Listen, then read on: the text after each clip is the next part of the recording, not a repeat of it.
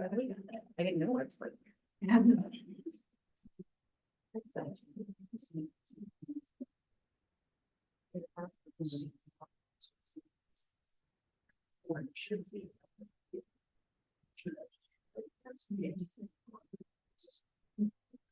We'll get started in just a minute.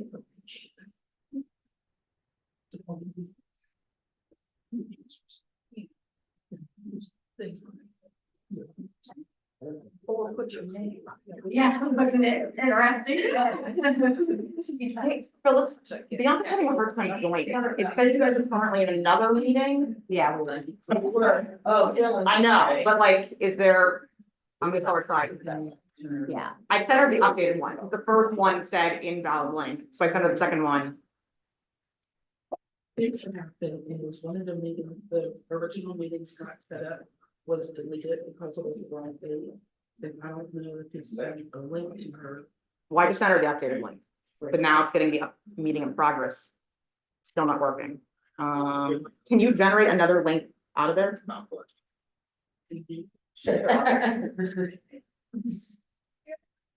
Few more minutes. Okay, so you're on.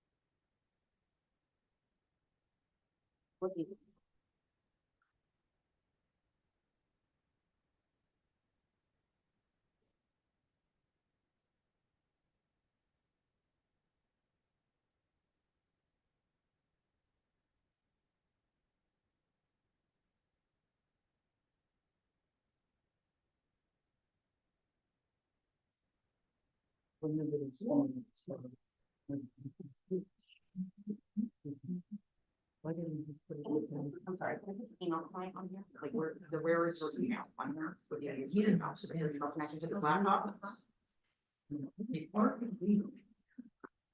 That's why I have a link, but I don't know how to get it on the computer. So, And it's worse than that. They come through Dark Hollow into the. And then. It's from this house. hi, you know, So they cross the bridge.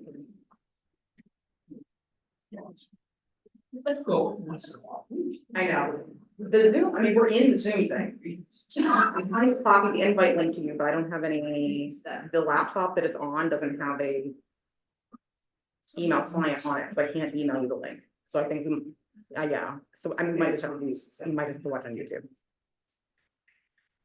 No, okay, just call. Yeah, they text me if you have questions and we'll fill you in. Okay, all right, bye. Okay. Oops, sorry. You okay, Jane?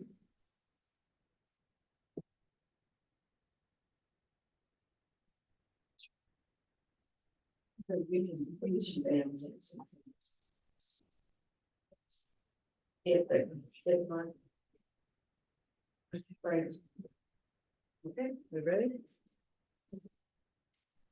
Okay, I'd like to call to order our work session meeting for June 4th, 2024. Please rise for the Pledge of Allegiance.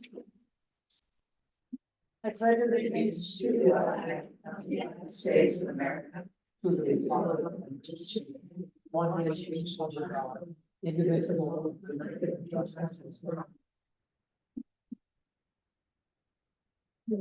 Roll call, Bianca. She can't. Oh, she can't hear us. Okay, would you do roll call then, please?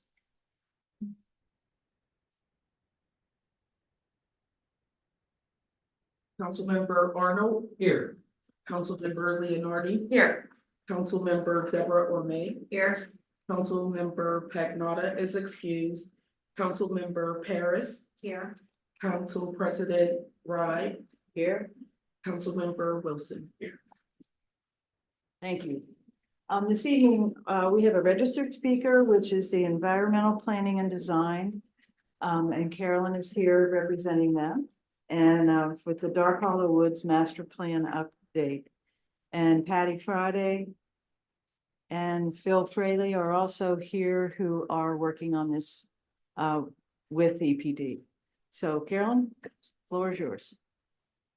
Thank you very much. So I'm going to introduce. Okay. I look forward to it. We've been working with, the directors of the Dark Hollow Woods Committee, along with me, the administrative liaison, and the Parks Department Superintendent, John Gentile, have been meeting and working with Carolyn and Carla of EPD for a very long time to get a master plan together. We have had a private meeting for council only. It was called a charrette, just to give an update on our master plan that we've been working on. And just recently on Saturday, June 1st, we did a public meeting to introduce the master plan to the public. Our participation rate, I believe, was very good. There were a lot of people in attendance, and Carolyn is going to go over the analysis of the woods and give us an overview of what the master plan actually entails. Thank you very much. You're welcome. Could we pull up the story map? It is on one of the things. It could be. Do I have it? Yes. Yes. You do. She put it. Oh, I could get it. It's right on the, it's pulled up The already end. on the right side. This one, So right, that one. further to the right.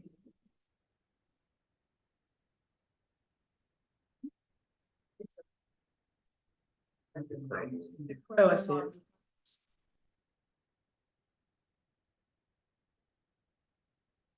Hold on, maybe I'll go. User error.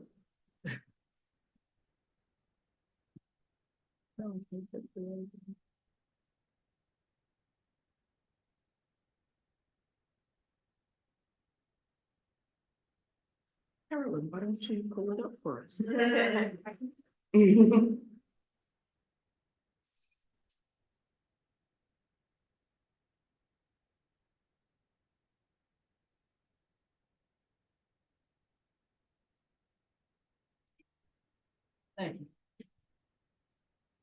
Good evening.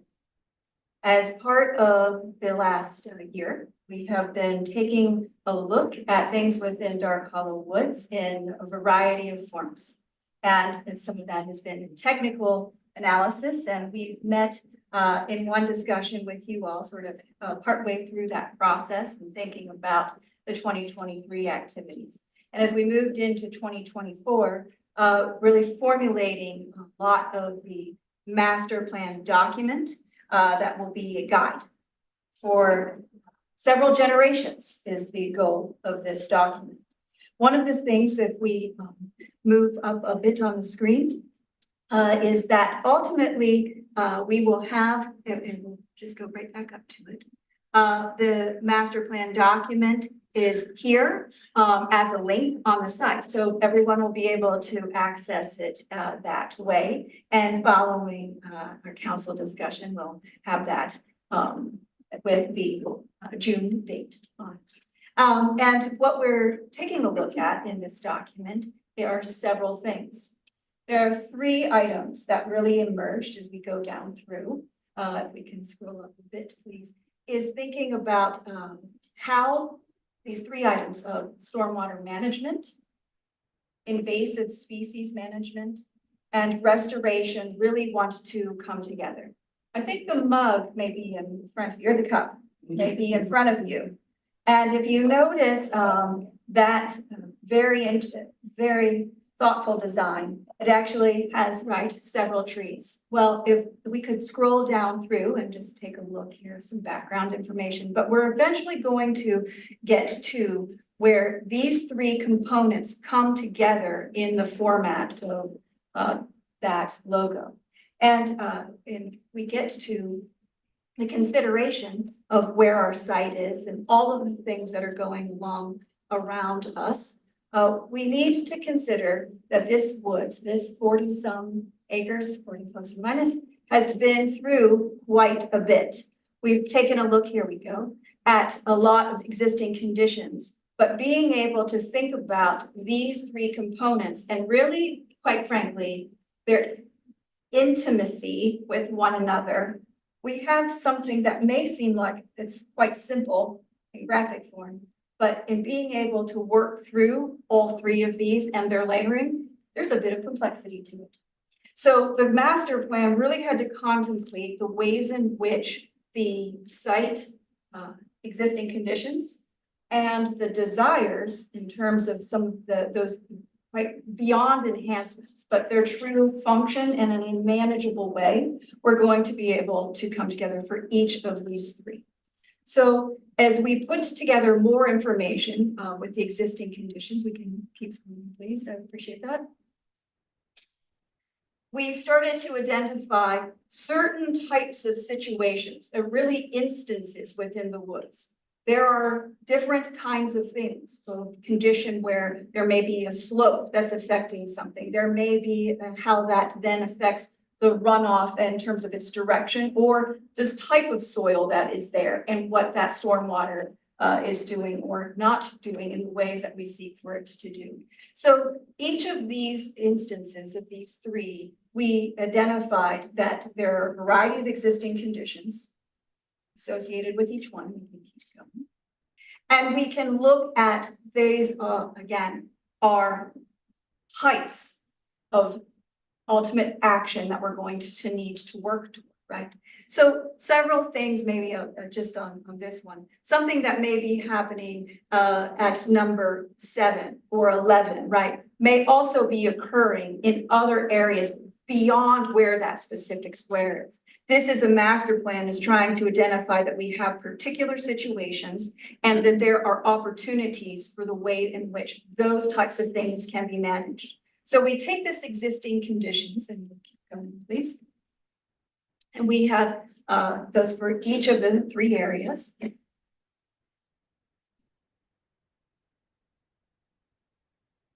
And then think about how the topography of this site, for many of you who have been there either recently or in the past, we have that upper level, we have a mid-level, and we have that sort of the catchment, right?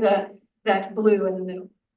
Because several of these kinds of things, whether it is erosion, whether it is a matter of invasive species and how they occur, are going along at different rates in different areas.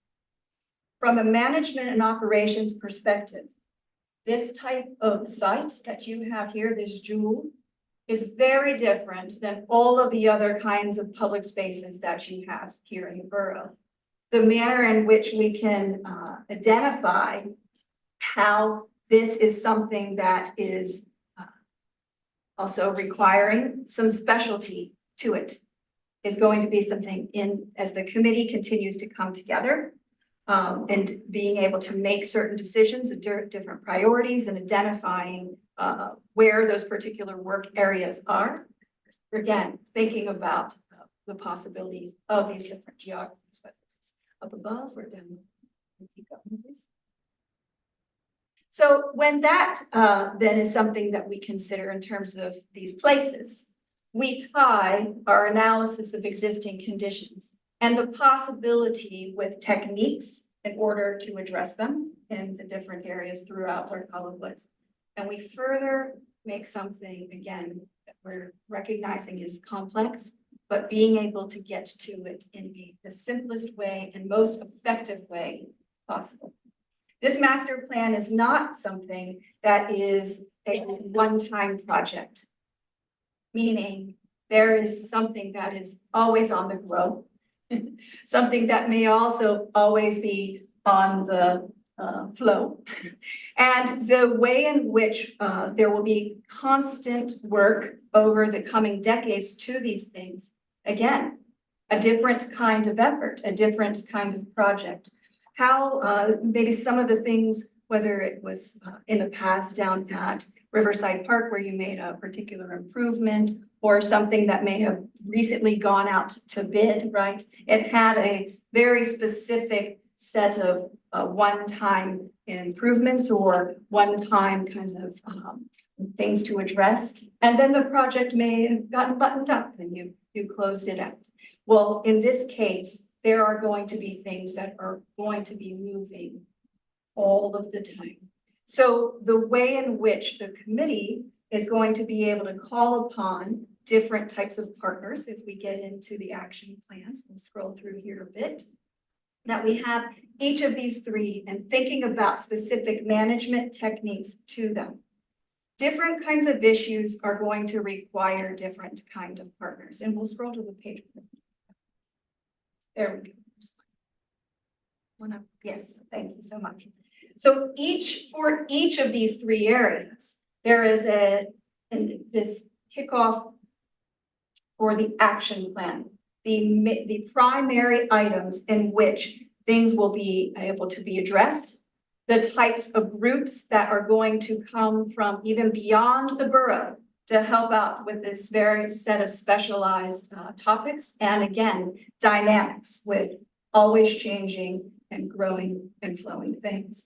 So the manner in which different objectives want to be achieved, we can organize projects that way. We can organize them by area through this master plan. We can also organize them by the type of specific problem that we're trying to address. Again, whether that's in stormwater management, invasive species management, or the restoration. So when there are times when all three of these come together, the master plan has been organized in a way that different things can be coupled.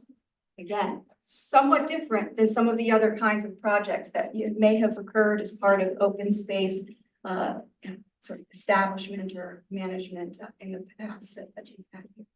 So ultimately, with these collaborators, whether it is with WPC, whether it may be one of Allegheny Land Trust or some others, there are many and many, right, that can be called upon.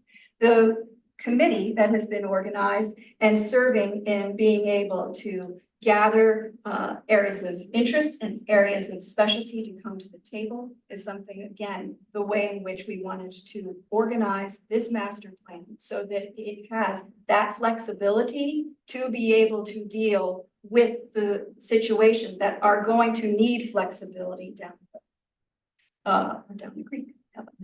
So the motivation behind all of these things is really in the stability and restoration of these woods. Even over the course of the last year, things have changed. Some trees have fallen. Other kinds of trees that maybe we are not trying to promote, right, but more invasive, are starting to grow. We have all kinds of creatures that change the landscape every day. And being able to have this master plan as our guide with the action of the committee and being able to then move it forward is something that we're very excited. If I may reflect one thing about Saturday, and that was we did receive quite a number of questions. Over this next several days, we're going to be getting back to all of those that had participation. I would like to express that there was a sort of a call for anyone that may be interested in volunteering to aid in some of these actions. And there is quite a list that you got. So I think that is also something that is quite important for this, because there has been sort of that revving of the idea, and now the possibility with more and more people coming together. I believe there were 50 plus people there on Saturday, and all different kinds of ages. So that is an overview of things. And again, the card, I believe, so there may be a card in front of you. It can take you to. There's some in the back box. Okay, if you need one, it's back on the table there. It will take you to this site. You just put it in the very top bar in terms of searching, and you'll be able to get it. And then, of course, these are excerpts from the master plan that I had the opportunity to scroll with you. And then at the top is ultimately the document. One other thing, if I may just be identifying, this is a master plan that is going to also not be a static document. Because there is going to be different areas of progress, there is the opportunity. So the way in which it's linked on this site, this is part of where you'll have the invitation right through the story maps and all your other GIS, all of the other things that we've mapped and being able to upload to your GIS system. That this is something, again, where the document and the progress that is made through the years and the updates occur will all be able to be uploaded here. So everyone will be able to stay current, right? And you all will be able to identify to your constituents and those in the business community of things happening way up on the hill and down the valley. If I would have the chance, I would like to introduce Patty so that she can talk a little bit more about the actions of the committee. Thank you. Thank you. Just a real quick of a what, why, where, when, who, and how, just to give you a quick capsule of why we're here today. What is the master plan? And it is to ensure the woods are maintained and protected and enhanced for current and future generations. Why? Why are we here now? In 2018, the former assistant borough manager invited a forester to come and do an evaluation of the woods. When that happened, it raised our consciousness to the conditions of the woods. We then followed up with an ecological evaluation by another forester who was more particular about the stresses that are on the woods and forecasted some of the things that we need to do going forward. Where are we talking about in the woods? As you could tell by the maps, these conditions are present every place in the woods. It's not just one little area that we have to address, but these areas which overlap are pervasive throughout all of the woods. When? Well, right now, because Borough Council had commissioned us to form a committee to work with EPD and to come up with a plan of what to do. So far, we have a $30,000 award from Joe McAndrews. We had asked for more, but we did get 30, so we're glad. We appreciate that, and we'll go after more as time goes on. The borough put $55,000 in the budget, and because things take longer than they take, we weren't able to tap those funds with the project that we wanted to do at the fairways. So we're hoping that you will maintain that amount of money, take it forward, and add to it as you're discussing the budget for next year. Our engineers have submitted a grant to DCNR for a riparian buffer restoration grant with a focus on stormwater management. Who? Well, the Borough Council has made a commitment, and you have the Garden Club of Oakmont, the Rec Board, and the Shade Tree Commission. All three entities have a real strong presence in the community as being invested in the vitality of our natural resources. What we have now that you'll be able to view is a master plan. And what will the master plan do for us? The master plan is like a playbook. It is a document that we can use to then form a strategy on how we plan to go forward. Our mission statement is to conserve and preserve the health and vitality of Dark Hollow Woods for generations through responsible stewardship. A long time ago, back in 1989, Ted Condrich was our state representative. And at that time, the Oakmont Boulevard project was getting started. And we appealed to him to help us with our initial mailing, and he gave us $300.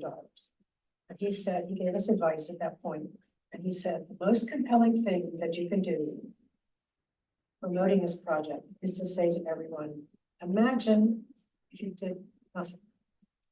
Well, let's imagine if we did nothing to the woods. Now that we know what's happening in the woods, stormwater will erode the hillsides, undermine retaining walls, and wash out trails. Invasive species will take over and strangle our native plants, resulting in a weed-filled wasteland. The native woodland would disappear. We owe a debt to the future to conserve and preserve the woods. We look forward to you adopting the master plan, and so we can get to work. Thank you. Thank you. Thank you, Andy. Thank you. Does anyone on council have a question? Start with Isaiah. No, John. I do. First for Patty. How much of the 55K was spent? No. No, okay, so you'd like us to carry that forward and I presume add to it in 2025 budget. Yes. There's been a time, over time, that there's really been no one at the table to be an advocate for the woods. And it's not for the lack of anything except awareness. And now that we have an awareness, and it's something that it's like, if you have maintenance in your house, you can't ignore it, you have to do it. And I feel that the woods are part of our responsibility. So we're asking to continue to be part of it. So a reasonable thing would be what, to add to the 55K plus an inflation number in the 2025 budget. So that would give you a carry forward of 110 plus. I think the initial determination of the amount of $55,000 was just a speculation, not really a calculation. And as we would calculate what we need going forward, I would lobby for more. How much? Well, as we approach budget season, I think I'll be able to better answer that question, especially after being able to talk to Sean. My other questions are, the woods don't stop right at the Oakmont boundary. They carry forward over to Plum. That's not on the map you presented, stops at the Oakmont boundary. Now, how is this coordinated with Plum? Right now, the only coordination I can say that we have is with Penn Hills. Across the creek, they have started their knotweed eradication program that they've done for the past 3 years. And I believe they're considering their treatment and their process that they use a success. Do we, I think if we need to do any coordination with Tom, that would be perhaps the next step, because we're just trying to get the first step by getting the master plan into this. And the other, since you mentioned Penn Hills and going across the creek, we've attempted some repairing and repair on that creek before. We required, if I remember right, Sean can address this better than myself. If I remember right, we required pretty close coordination with Plum and the Corps in order to get approval to add the riprap that we did. And coordinating with Penn Hills, I'm sorry. And again, how would we do that in the future, or would we do it in the same manner as we've done it in the past? And I presume that kind of repair to Plum Creek is part of this plan. Also, it'll be part of the walk trail plan. There'll be some coordination between the master plan and the walk for that area in particular. So in terms of the property boundary and the creek as we know it today, a portion of the property is directly along the creek. And there is other ownership and sort of, it will be a multi-parcel and interest coordination that will need to happen, right? In looking at this as an aspect of maintenance and management and just strategy. And I we've heard of that, but it's not just Pan Hill, it's sort of at the top of this thing, that's plural. There, all three will have, there will be discussion, yes, with all three, just depending upon possibly where project area is. And certainly, there are things very much contained to Oakmont, and that may have one less layer of coordination, but all of it will be important on this. Thank you. Deb, did you have any questions? Thank you for coming and thank you for putting on the program on Saturday. I've only heard very good things about it. And so we'll all review the your reports and the long range plan, and I would expect it will be on our agenda at the end of the month. Thank you so much. Okay, thank you very much.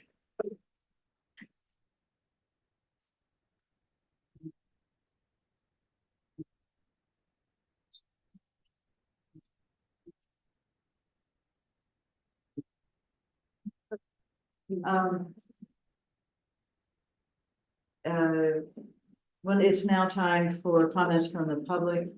If anyone would care to speak to us, please come forward, give your name and address, and you can talk for 3 minutes. I don't think we, no, okay. So moving on with the agenda, the council meeting minutes. The February 6th and May 7th work session minutes still need some review by the office. But if you had any questions or comments, please convey them to Phyllis. And she can incorporate those with the changes that they're going to make. And as I mentioned earlier, the regular meeting minutes, I have edited to some extent and returned to Bianca, and she's going to be sending us new ones, probably within the next few days. So we will look at all those at our next meeting. There is correspondence. There you are. There is correspondence to be read.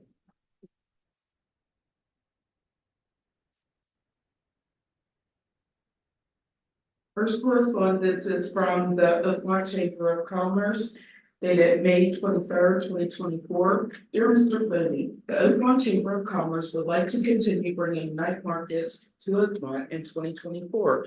The night markets are planned for the 3rd Friday of the following months, June 21st, August 16th, and September 20th. The markets will run from 5 p.m. to 9 p.m. on Allegheny River Boulevard between Pennsylvania and Washington Avenues. We are asking for the borough's permission to close down Allegheny River Boulevard in Oakmont each night for each night market to include 4 p.m. until 9:45 p.m. closed road and no parking on Allegheny River Boulevard from Pennsylvania Avenue to Washington Avenue. Wooden horses are needed to close ARB at Pennsylvania and ARB at Washington Avenues. Disposable garbage receptacles are requested along the closed areas of Allegheny River Boulevard. In order to ensure that all vehicles are moved off the street, can no parking signs be posted on the Thursday before each night market? Thank you for consideration. Best regards, Amanda Alice, Membership and Events Director. The next correspondence is a list of 2024 chamber events. As They were in everybody's packet, so they're the listing for the whole year. Sorry. Our last correspondence is dated May 25th, 2024. Oakmont Borough Council. The subject is Oakmont Country Club caddy parking on 12th Street. A serious situation have developed over the last 5 years on Holton Road and 12th Street. We bought our house at 1190 Holton Road in March of 2019. Our house sit on the corner of Holton and 12th Street. When we moved in, we noticed some caddies from Oakmont Country Club would park their cars there while working at the club. The number of caddy cars on 12th Street has increased significantly over the last 4 years. The situation has become dangerous. First of all, cars and big trucks fly up and down Houghton on a daily basis, far exceeding the speed limit. The caddies' vehicles, which are parked on both sides of 12th Street, turn 12th Street into a one-lane road. At times, they park their cars next to the fire hydrant. Cars are sometimes parked partially blocking my driveway. The road gets so crowded that at times I really can't turn left out of my house on 12th Street driveway. It becomes impossible to drive safely. For instance, if a car is coming in the opposite direction, one of the cars must back up to an open area, sometimes requiring cars backing onto Holton Road, which is very dangerous. My fear is that a fire truck or large ambulance would not be able to make the turn from Holton onto 12 if there was a fire or an emergency. Many residents used to walk, run, ride bikes, and exercise their dogs on 12. This has become virtually impossible. Adults and kids have to duck between two cars, SUVs, and trucks to allow cars to pass. At times, it is impossible to see them coming back onto the open part of the road. Someone is going to get hurt. It's only a matter of time. I have young grandchildren that play in my 12th Street driveway. It has become very dangerous for them to do so. Landscapers and delivery drivers have nowhere to park, so they block the road because there's nowhere for them to pull over. On at least one occasion, a caddy tried to do a 3-point turn to get out of a tight space. In doing so, he pulled my yard, which was wet, creating deep tire track ruts, and crushed one of my sprinkler heads. It has cost me several $100s to make repairs. Oakmont Country Club has plenty of land and money to make their own space for their caddies to park, and this situation has become dangerous and need to be corrected. Sincerely, David Ventura, 1190 Holton Road. Thank you. The appointed boards. Would you want me to do this? The Oakmont Boulevard project minutes were in your packets, and I just wanted to point out a couple things. One is they created a 501(c)(3) to, when they were going through the first fundraising to get the new decorations for the boulevard. So now they're going to be a subcommittee of the Boulevard project, and so that 501(c) is going to be canceled. I'm not exactly sure how they're going about it, but they have contacted an attorney and they're going to be working on that. They didn't go through you, right? And I think, Sean, I don't know if you're talking about the railings tonight yet. Okay. And the clock tower, in case you've noticed that it was, the time wasn't right, the time is now right. And then all the rest of their other things that you all saw in the minutes. The library, as you know, we hired a new youth librarian, Kelsey Grishesky, and she's going to begin work on Monday, June 10th. The last time we spoke, we were making the offer to her, so she has accepted and she will be beginning next week. And the HVAC control project is on the way. And I don't know if they approached you or not, and I doubt they did. They dug a trench from the side of the building at the, what is the old front, you know, where the old front stairs are. From the roof, there's a water, there's a drain spout that comes down that somehow was overflowing and flooding the basement. And they dug some sort of trench there, but it's been like that now for about 6 weeks. And they haven't come to you. Okay. Can you put that on your list for Scott to talk about? I didn't want to bother them if they were already working with you. Okay. And the HVAC control, as far as you know, is okay. Just the repairs. Yeah, we haven't been involved there. You haven't been involved. Okay, all right. Thanks. You're next. Thank you. As always, I'll sort through the list of projects here and have questions. I guess through the memo first update of the month from the 3 Riverside Park. Recreation improvements, so council awarded. The works last month, COG has been notified, their paperwork process to execute contractor. I've been anticipating we'll probably have a pre-construction meeting in a couple weeks, assuming the COG and the county contracts that and then hopefully late summer construction there. Holden 9th Street, we're starting to receive back review today, material submittals for the pedestrian signal, the rapid flashing beacon. Submittals are in, order materials, and I anticipate we'll see them at some point in June here. They'll be quick when they're in, probably a 2-week construction period, so they'll be in and out relatively quickly. Brick roadway repair. Did a pre-construction meeting, don't have a firm start date to the contractor there. I would think it will come sometime in the next few weeks. We've known them definitive schedule. Riverfront Trails part of the road program. Talk about the bid. Dog park, we're working on finalizing bid docs, plans there. All the class details, fences and layout, that sort of thing. Hopefully to go to bid for July, the next round.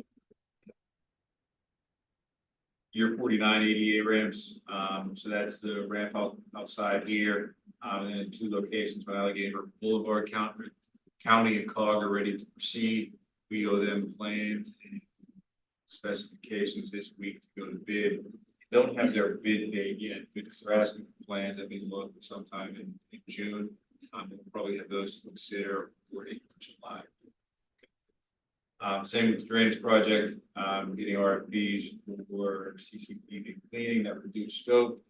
As with the railing, hoping to have those for July as well. Drafted to the Boulevard Committee. We'll then make sure they're okay with everything and then get back to the conversation. 2024 road program. Work has started, finished by Maple Way. They've been working there for the last couple of weeks, installing storm sewers. It should be wrapping those up. I think this week, probably in the next week. The regular paving of the road program that will start next week. Meeting with the contractor on Friday to mark out limits, and we have an idea of where they're going to pave and see paving from starting next week. Probably 2 weeks of time there. The regular paving. Then they'll be back to do the trails. I think they're probably not going to do those at the same time as the roads. The roads will get done.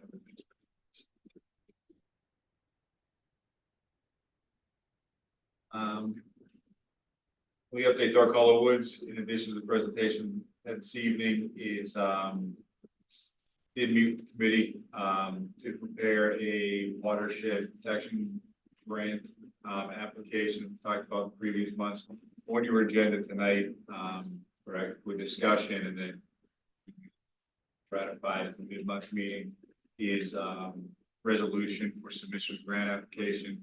Grant application was submitted to meet the deadline. Just needed council concurrence to submit a resolution. Wait, I'm sorry, what did you just, you did submit it Yes. in order to meet the deadlines. Do last And so we're gonna be doing a retroactive approval of what you did from the submit. resolution. Yes. Okay. Request there was in round figures, 146,000. That would require a $25,000 match. We get round figures for a $172,000 project total. We do have that 30 from GDBF that Ms. Friday mentioned. So hopefully we can use one as a match for the other. Have the project as a 2025 project. Across it, running its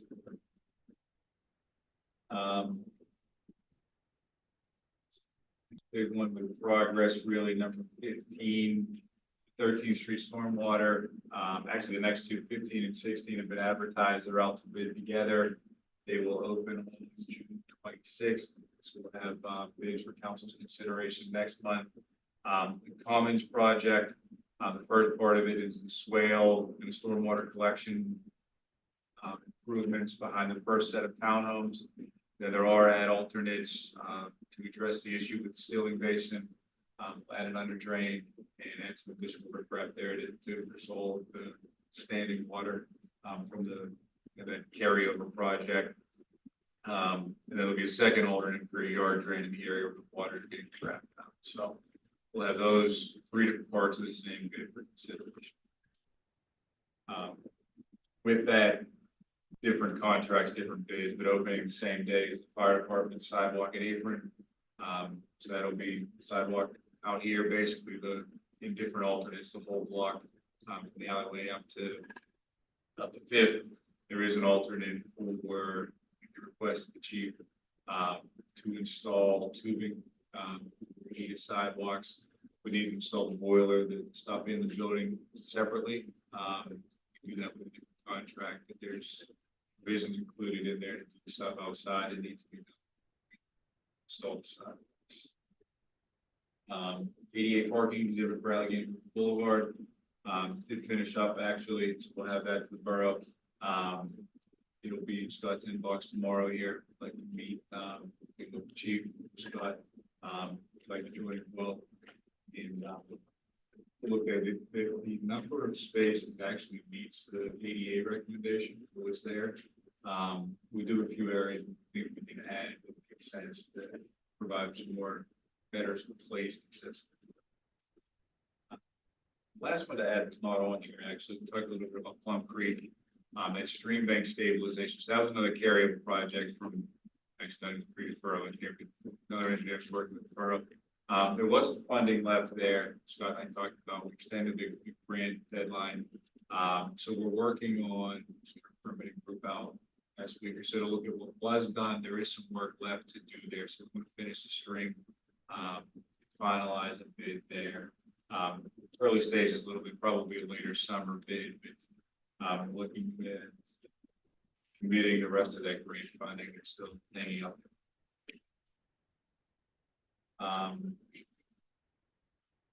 That said, the other, you can talk about all the grants separately. The other one that went with watershed restoration was the lighting grant to the fields. That is on the agenda for consideration tonight as well. Parallel program that was Greenways Trails and Recreation. This was a $250,000 maximum ask. I think the project is in the order of 750 or 800. We think this will take multiple requests and looking for funding for this to come to fruition. So, as been discussed with school district, state reps have recommended we pursue funding here, so that'll be council's consideration at the month meeting to resolution for that grant application.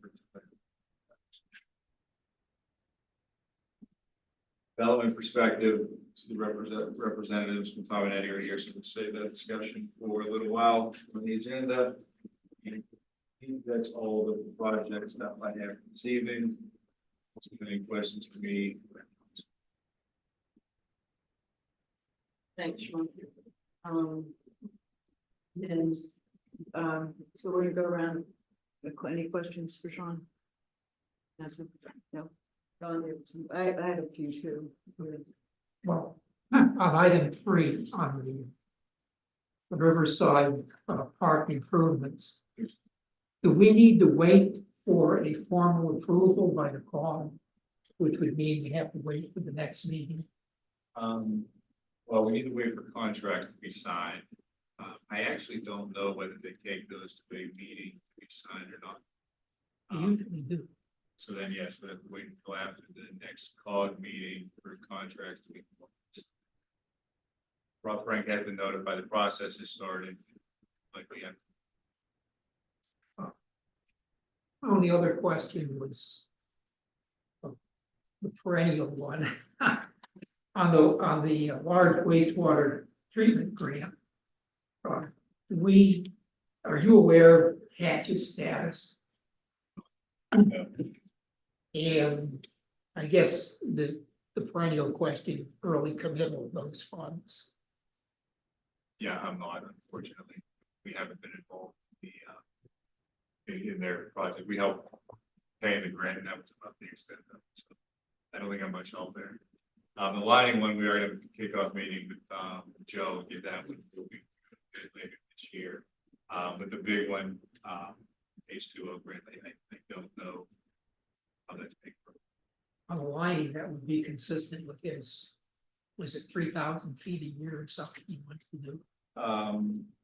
Yeah, this would fall into that just routine O and M to keep up with various. Thank you. I just wondered, how are they gonna approach the brick repairs? I think you said it was gonna be a spot repair situation. Yeah, so there's a priority list, in the bid documents. Before the contractor starts, we staff and probably Mike Peter would go mark them, everybody look as well to make sure we're on the same page as far as priorities. The bid really was just as directed, and just a total contract amount, so. Didn't use them before I went out to bid to prioritize them, to take one more look at what they actually were. To see if anything changed. Just see what it just. I did drive by 6th, and that was been dramatically worse actually. Yes, so- it gets worse every day. so that's what I thought. Yeah. That was So you kind of lost- top of the list. I so- drove by right here today, circling around the park, and that one caught my eye. Yeah, that's crying for some Yes. help, yeah. Okay, well, that's good though. At least we'll find out how much they can do Yeah. and for how much, and then. Right. I know we have more in the budget than went out on that bid. Are we still able possibly to have them continue on beyond the bid? Yeah, bid point? at the pre-construction meeting, we talked to him about that. He said he didn't see any objection to holding his unit price if we wanted to add quantity to Okay, the contract list. make sure that we're pleased with with how it turns out. We brought it in month, and yeah, we Yeah. talked through all of that in the kind of general manner, and he was good with that.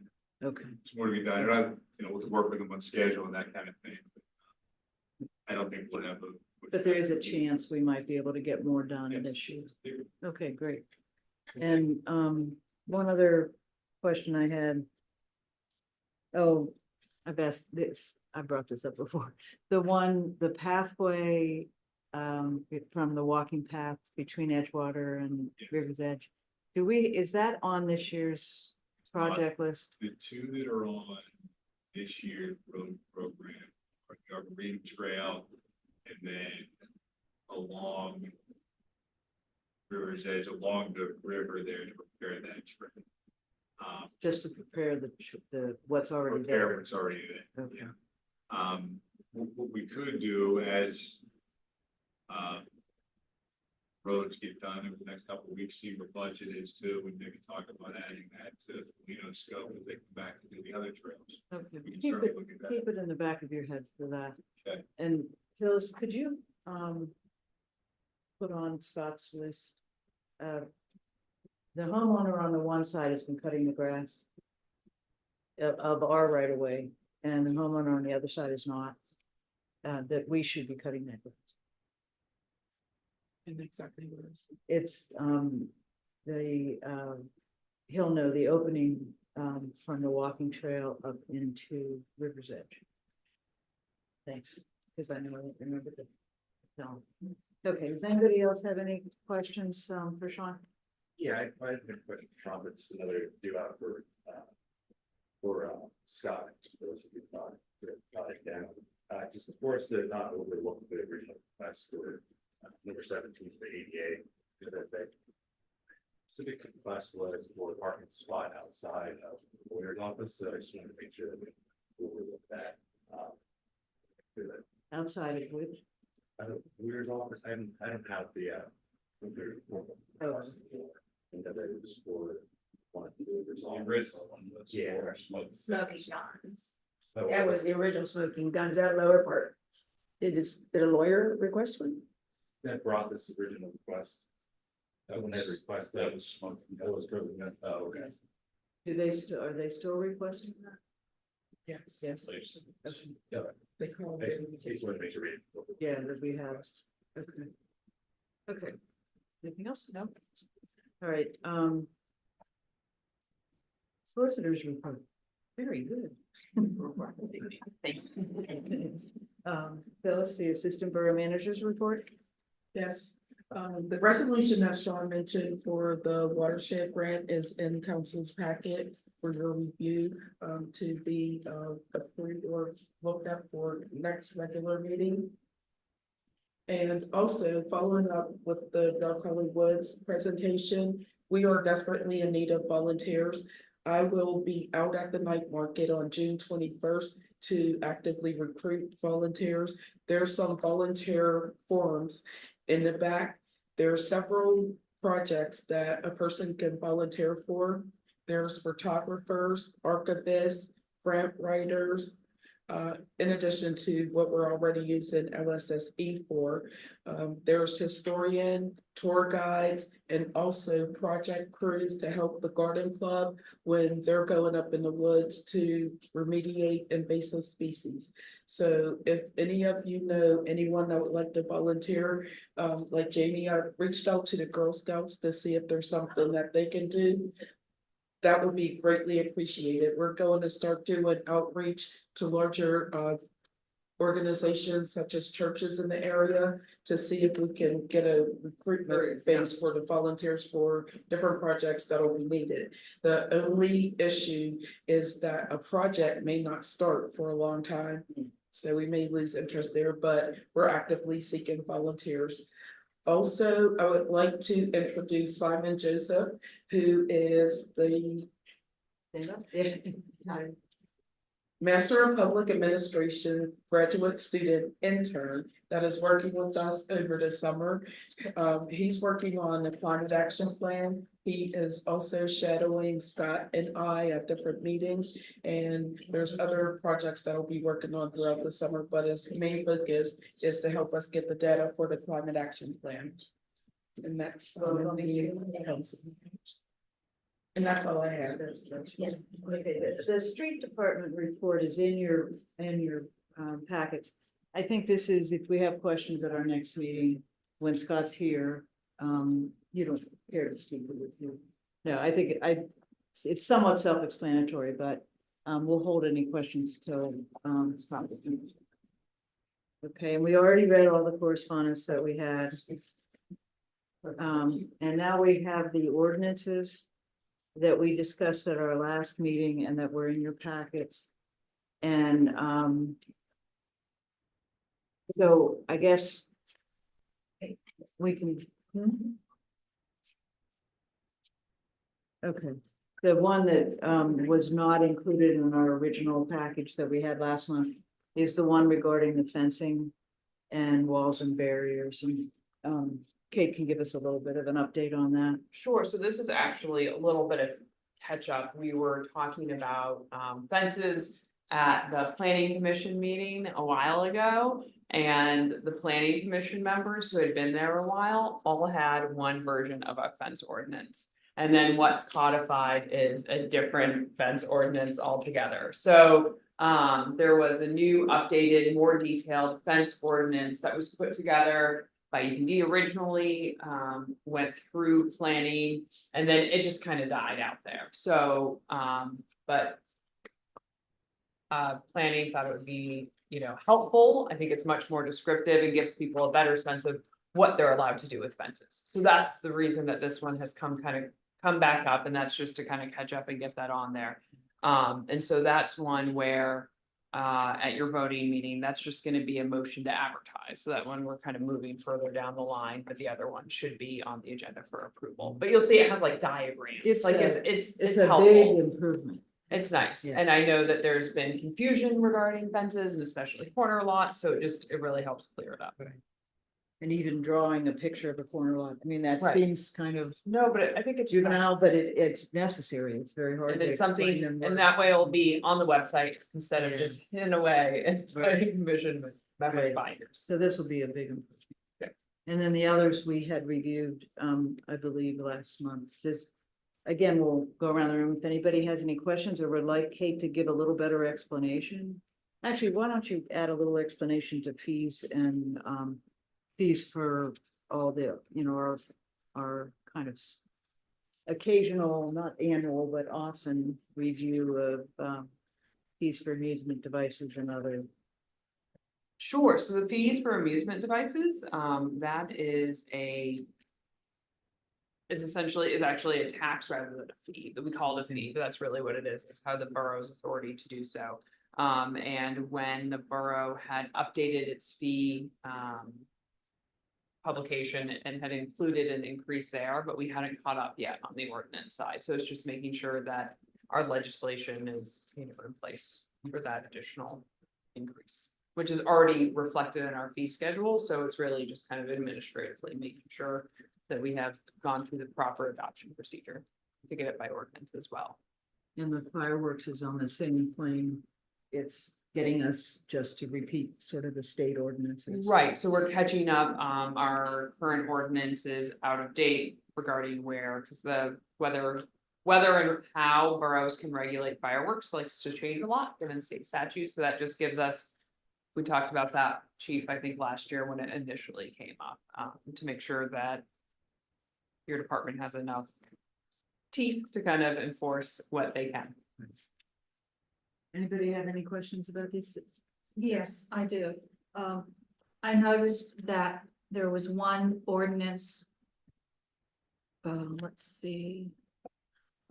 Number 14.2 about the EV parking ordinance and the ADA language amendment. So I noticed that there is a preamble type paragraph talking about holding a public meeting to consider adoption of this ordinance. Yet the other ordinances don't address having a public meeting, and I'm wondering why there's no public meeting from those other ordinances.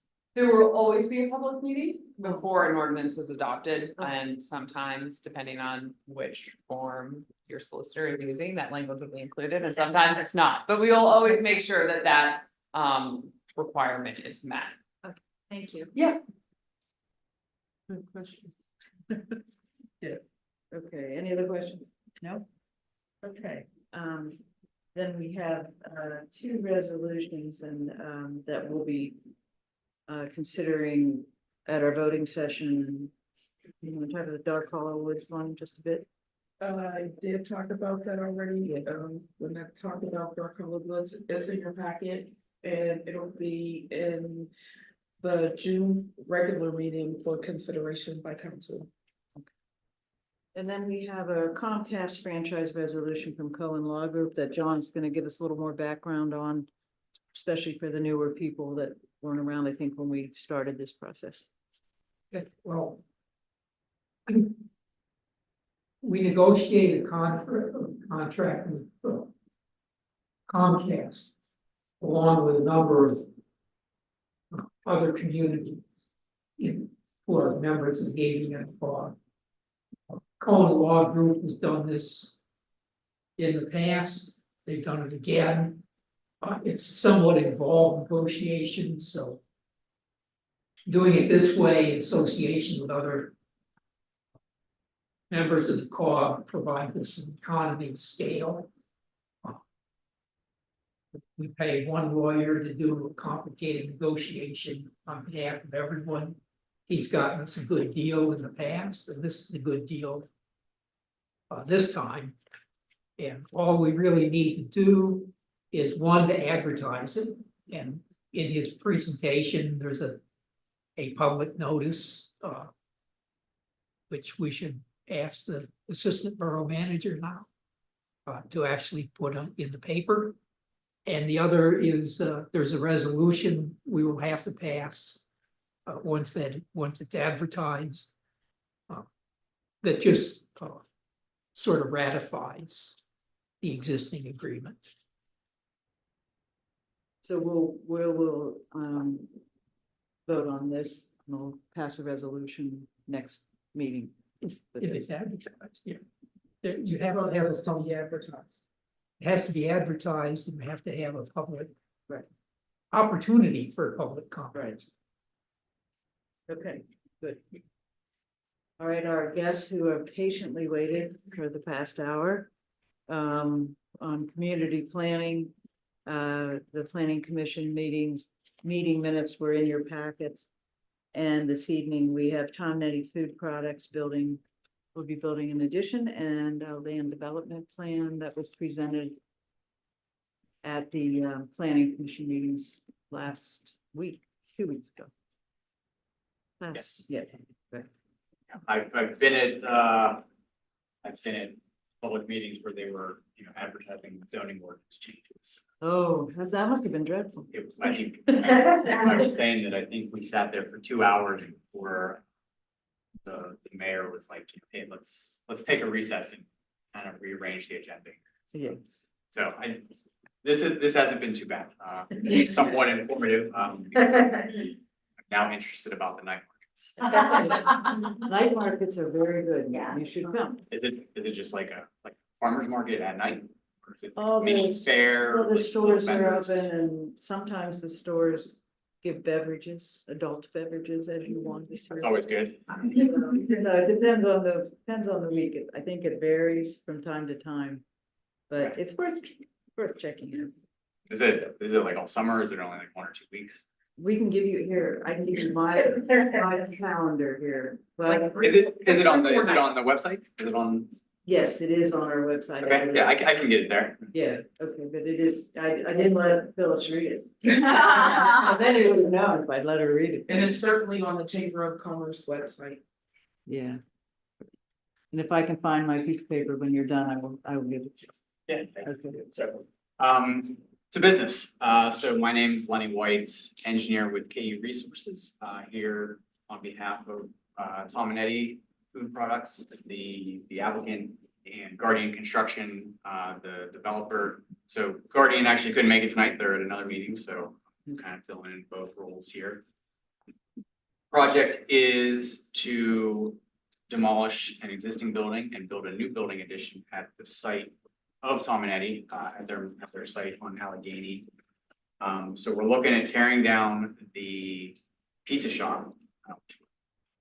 Old pizza shop, tearing that down and building a new 5,500 square foot addition against the existing bakery. So it's gonna make, it'll make the Let me interrupt you for 1 second. You have that on? Okay. It's for those of you who haven't, it's C201 is probably Yeah, the easiest way to see.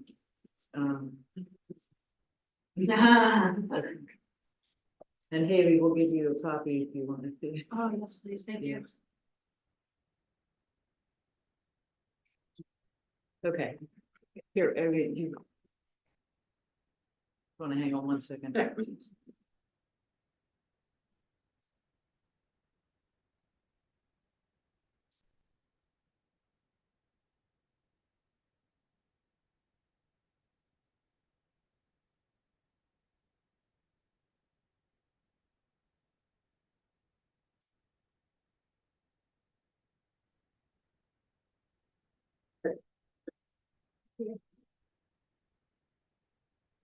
Usually stops at Valley Wick. Harder to do than it looks over. You give him the night off. He's on a cruise. So we gave him the night off.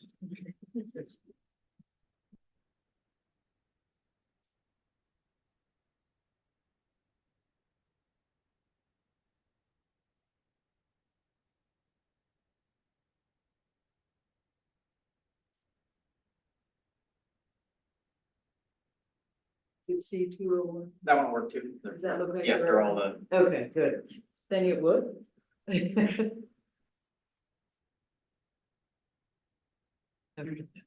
Great. I mean, it's still rather hard to see, but at least it's up there. Mhm. Okay, sorry to. yeah, no worries. So the addition is the building rectangle at the bottom, Allegheny Avenue is the bottom of the page. So the pizza shop, is kind of right in the middle of that, so that'll get, torn down. This addition will be built, in its place, so kind of on the right side of the plan is the existing bakery, so they'll tear down, a portion of that wall in this building and attach into it, so they'll just have a big L as their new facility. Site was previously consolidated. We did asbestos surveying already. So we have a report from group. The engineer had given us some comments kind of at the last meeting, right before the last meeting. Made a couple changes to the plans, just some cleanup. We updated parking counts, added the building height to it, just to, to verify that we're meeting the zoning ordinance requirements. So we are doing with the addition, the Tom and Eddie's not expanding at this point. There's no plans to add employees. So right now, parking counts are based off of 32 employees, which zoning requires 16 spaces. We're between existing and new, we're providing 17. So all required parking is off the street. Trips as far as traffic, both are under the, is it 100 or 70? Under the 75 daily trips, we're at 68 daily trips based on the number of employees for the use. Because the site is paved currently, there's no stormwater requirement for detention, rate, or volume controls. But we are going to have a storm sewer on the upper side of the building addition. That's going to collect the roof leaders from there. And then we're going to collect any roof leaders that are on the left side of the existing bakery and tie that into, there's an inlet on Cedar Way. And I do believe that Scott had asked us when we actually do that, I guess the pavement around the inlet is not the best. So looking to coordinate that with the borough whenever they get up there.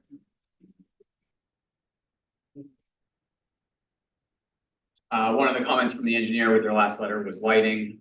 So we do have some wall packs just on the proposed building, covering the parking spaces in the back, doctors at the site. So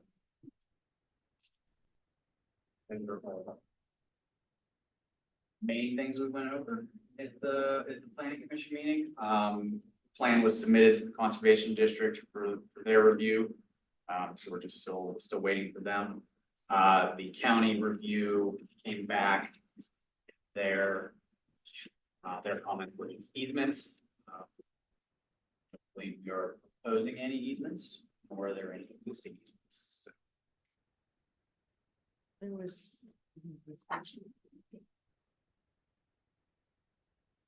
a discussion about landscaping, as sort of beautification. We had a little bit of a discussion about that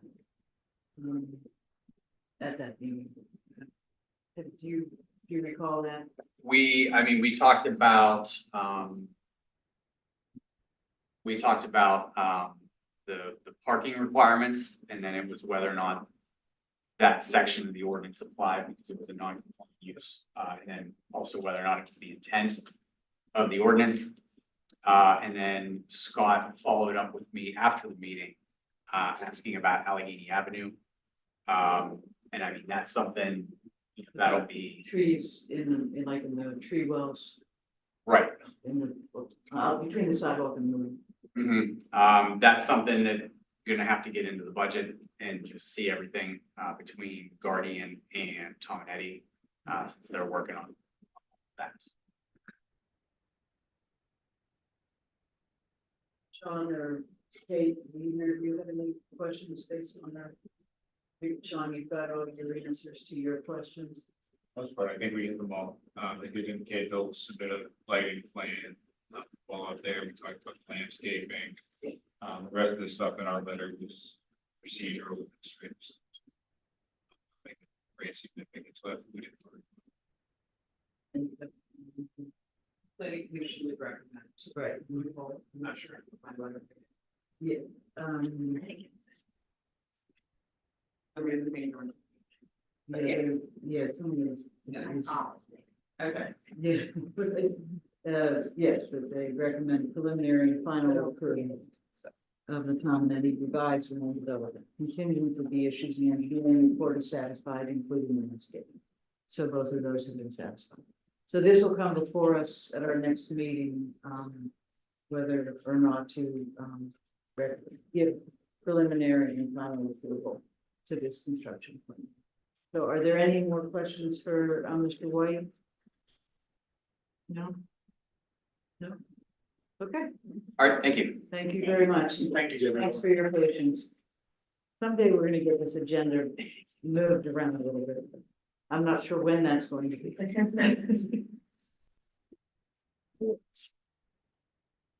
All right, I'm good.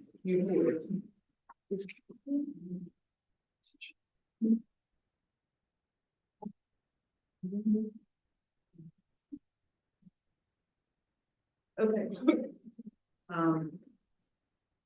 The Oakland Foundation parking lot project update. Oh. We had a meeting with, Ray Rogers and Mr. Denon and, Lori Hummel and the new head of the chamber office. And they came in and, talked about this. And the pictures are there's pictures in your packet that everybody got. And, I can talk about those a little bit based on what they told us at that meeting. But the good news is, that they're submitting to PennDOT for the highway occupancy permit. They, do have to get signatures from, the owners of the properties, and so those are the owners of Hostocks and Chelsea Grill. And then one person owns the whole old bakery area, so there's just two owners to, will be signing off on this, or that they'll be approaching this. So, but it's going out to PennDOT now for this permit, and that, you can correct me if I have this, or Sean can if I don't have this quite right, but it's my understanding that this permit's required primarily because of the road in front of the restaurants, road in front of these buildings that now comes, ARB comes, or Allegheny Avenue comes down, jigs down to the west, just, 2 car lengths and across and then back up. That little section is the original roadway.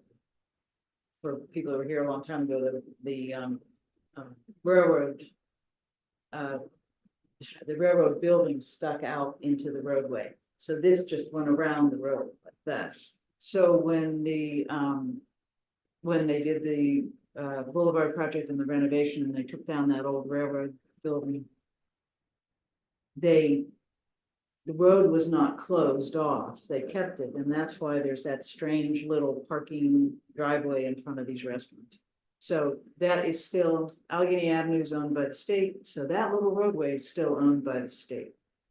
And there were meetings with them. I wish Patty were still here at the moment, because I know she attended those and Scott attended them, but there were meetings about a year or two ago with PennDOT about doing what is shown on this picture of expanding that, taking out that cartway, so there's no driving in there, and turning it all into a wide sidewalk promenade kind of area. I And just wondered if Phyllis can put them up, because mine are like okay, flipped the wrong way. I'm sorry. That's it. I'm sorry. It's like, Need your assistance. but mine are signed. Yours are. I don't know how to flip it. Or They not, don't, okay. Well, so the plan right now, I can explain this part while that's still coming up. so. Okay. The plan, there were the questions about, well, we'll just wait. There you go. You need the permission. Yeah. Yeah, okay. Maybe if I just put my hands on it. I can't do my hands, I have no idea what that means. There you go. So. Thank you. So you have Simon? Yes. 。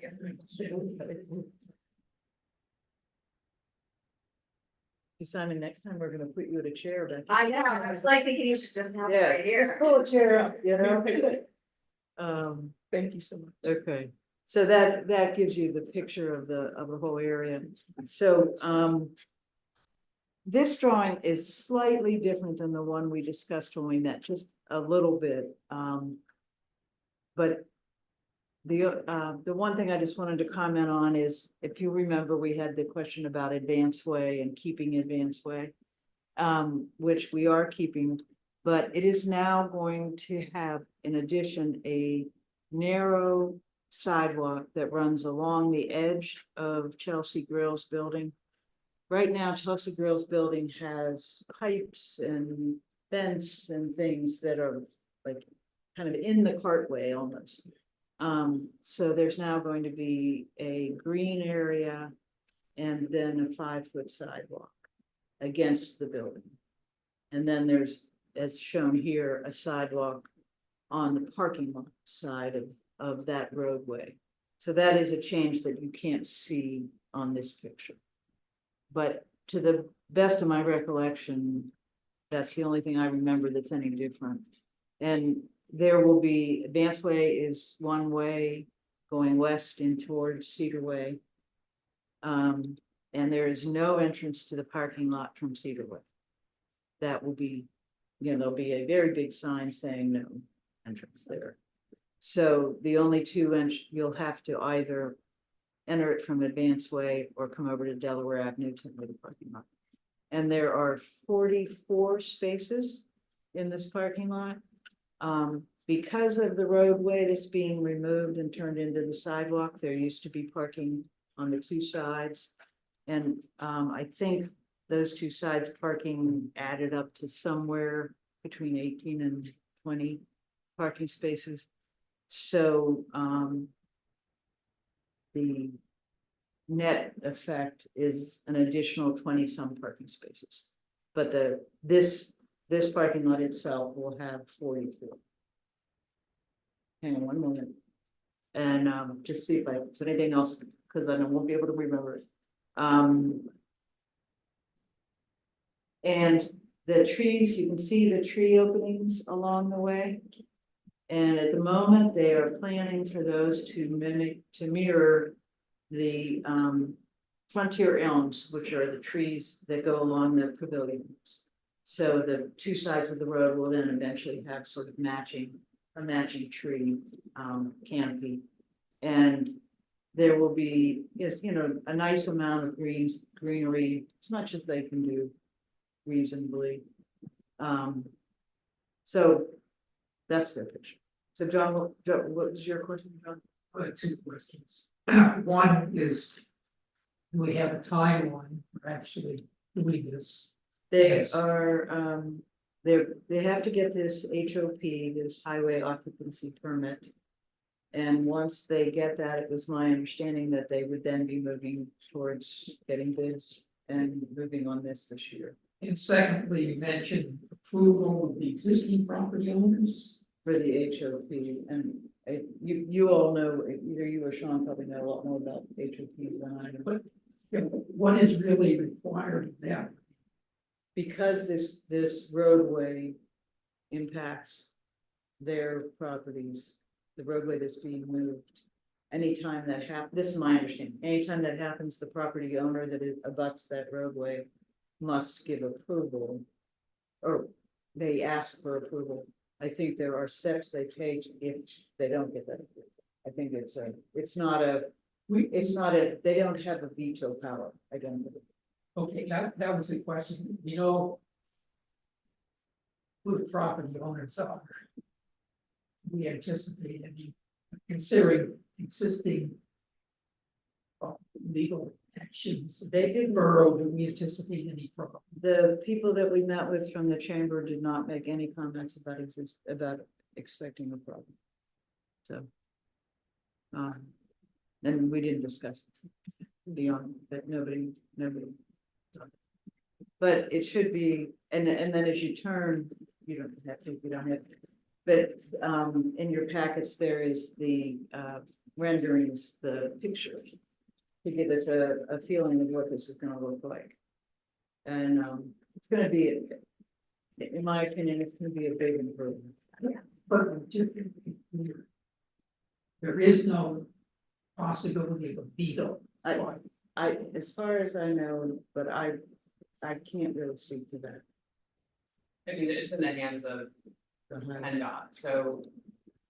And I'm not sure where that, I don't know if you had any feelings about it.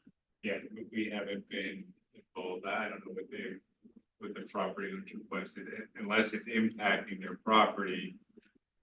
And it may be something weird, with the right of way there and describes description of what it used to be, kind of this odd scenario of,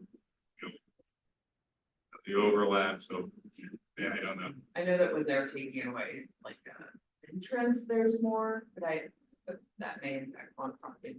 There was one comment, just a question or a comment that,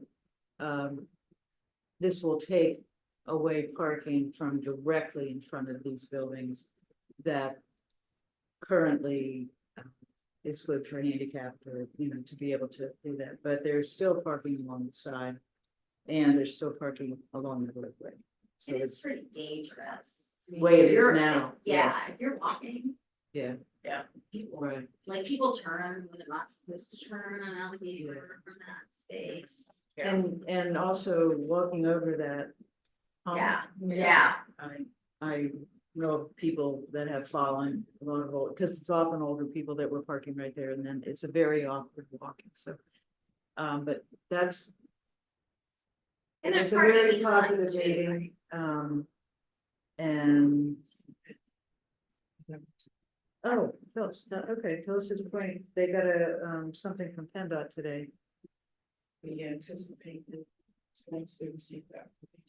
Okay, that they received it and the anticipated responses, July 3rd of 24. Oh, nice. Good. Yeah. For PennDOT. It's anticipated. And so, anyway, so this just came in today. Okay, great. So, yes. I have a question. Since they are basically removing Adeline Brown Way, is there any plan to find another road that could serve as Adeline Brown Way? I don't know that anyone has addressed that. The reason But I'm what is asking addressed? is that I know that I had a conversation with a constituent that who expressed great distress that Adeline Brown legacy is being removed in a sense. There we go. Paper sheets, yeah. What did you say? Yeah. Yeah, or something there. I think that's, Vance Lane sort of adjacent yeah. to Adeline Brown right now. And it's not a paper, road, it's a real road, it's like not being used. And it is, Adeline Brown Way, and I think there's an Eaton Way. I think are the only two things named after living people in town. It's not a practice that this borough has ever had in general. But in those circumstances at the time, they made that choice, but I think that's a conversation that we can have going forward. So I don't have any at this point. Thank you. Okay. Okay, so the next thing is, the grant application for Riverside Park. That's in our packets and. Yeah, did you wanna, is there Yeah. anything else we need to know about that? No, that was the same one from the update. That was the lighting, 250 requests. It's the maximum for this grant funding with the idea of stacking potential for funding with other opportunities. And this is in order to meet a deadline. Yes. That it's going in. Correct. Because we have never really, as a council, officially moved on this Correct. project. It's still in the planning stages and to be determined who's paying for it and how it's being paid for. Yeah, I was wondering, how closely is this soldier trying to pursue these grant opportunities? We had one in-person meeting. We back and forth between Scott and the superintendent.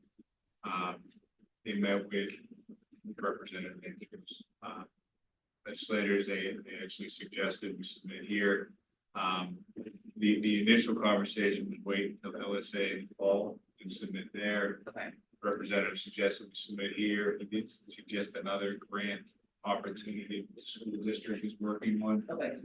Another kind of fund separate from this.